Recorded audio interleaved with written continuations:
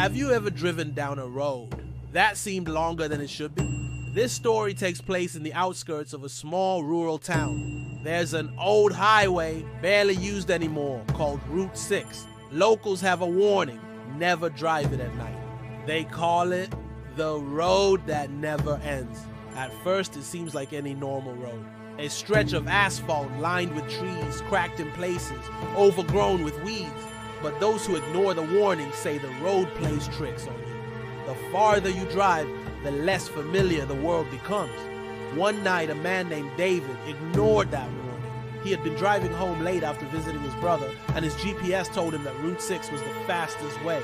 The town was quiet, the streets empty, and the road ahead looked peaceful under the pale glow of the moon. He thought nothing of it until the radio in his car started to static.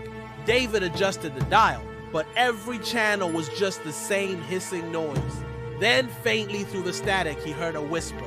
It was his own name. He shook his head, laughed nervously, and kept driving. But after 10 minutes, he realized something was wrong. The gas station he passed twice earlier appeared again. The same tilted sign, the same broken lights, the same rusted pump. He checked his odometer. He had been driving for nearly half an hour, yet he hadn't gotten any closer to home.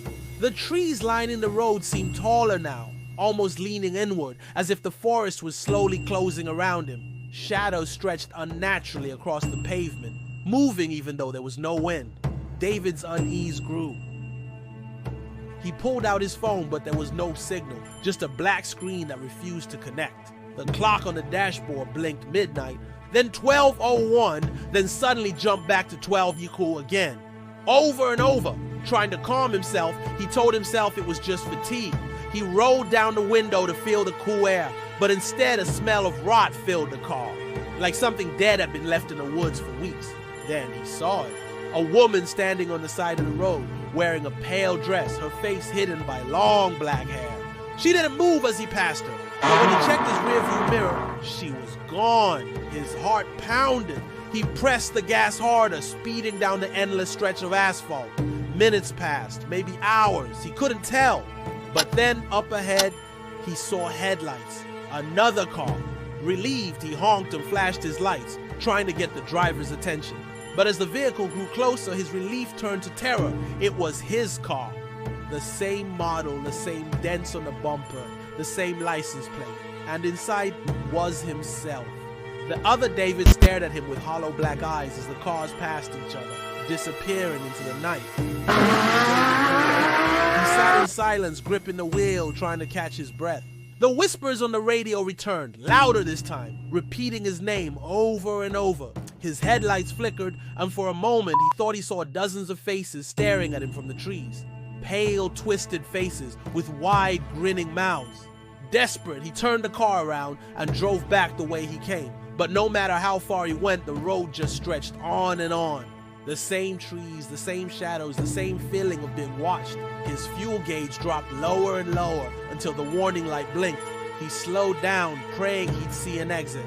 And then he saw the gas station again. But this time, the lights were on. The rusted pump gleamed as if brand new, and a figure stood at the entrance, waving him over. David pulled in, trembling, rolling down his window. The attendant was an old man with cloudy eyes and a crooked smile. Without asking, he said, "Lost, aren't you? Route 6 doesn't let people go so easily." David begged him for directions, for a way out. The old man leaned close, his voice low and gravelly. "The road has already taken you. The more you fight it, the tighter it holds. But maybe," he paused, grinning with rotten teeth, "Alf, maybe it will let you go if you give it something in return." Before David could ask what he meant, the man pointed behind him. David turned, and in the back seat of his car, he saw the woman in the pale dress, her face still hidden. Slowly, her head lifted, revealing hollow sockets where her eyes should have been. David screamed and hit the gas, speeding away from the station. But as he glanced in the rearview mirror, she was still there, sitting silently, her eyeless gaze locked on him. The whispers grew unbearable now, a chorus of voices filling the car, chanting his name. His vision blurred, his hands trembling on the wheel. He pressed harder, faster, desperate to escape. And then suddenly he saw lights, a city skyline in the distance. Relief washed over him as he finally saw the end of the road. He sped forward, tears in his eyes, laughing with joy. But when he blinked, the lights vanished. He was back at the start of Route 6. The gas station, the tilted sign, the broken pump. His car had no fuel left. The engine sputtered, then died. Silence, darkness, and then the whispers returned, closer this time, right outside his window. The last thing David saw was the woman's pale face pressing against the glass, her hollow eyes staring deep into his soul. To this day, drivers claim to see a car abandoned on Route 6. Inside, sometimes, they say they see a man still gripping the wheel, his mouth frozen open in a silent scream. So if your GPS ever tells you to take Route 6 at night, don't! Because once you're on the road that never ends, you'll never find your way back.